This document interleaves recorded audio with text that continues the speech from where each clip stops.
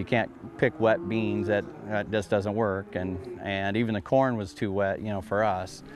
A big hitch in this year's harvest season. Good evening, everyone. Thank you for joining us. I'm Rod Fowler. Megan is off tonight. We all know how big agriculture is in this state. Well, farmers are saying, rain, rain, go away. They can't get in the field to harvest. Channel 8 Eyewitness News reporter Nicole Cousins spoke with a local farmer and has tonight's top story. Nicole? That's right, Rod. The Petersons farm just north of Waverly is abundant in corn and soybeans, and it's not that their crops aren't good. The problem is that they and so many other farmers are facing that they don't have a way to harvest them.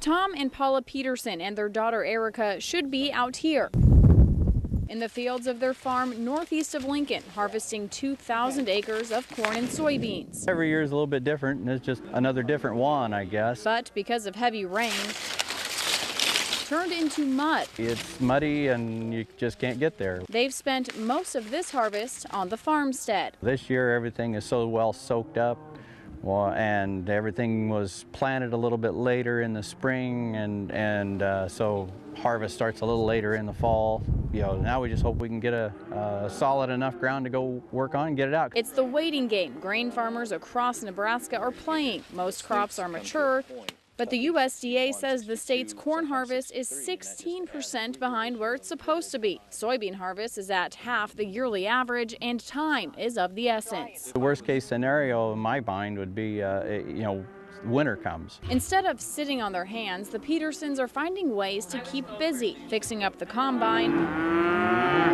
and weaning their now very noisy herd of young cattle, hoping the fields dry out before more problems stack up. I think our biggest problem once we get to go will probably be, can the elevators keep up with the amount of crop that's going to hit all at once? Everybody's going to be on one thing and shoving it at the elevators, and can they keep up? Until then, all they can do is hope Mother Nature cooperates.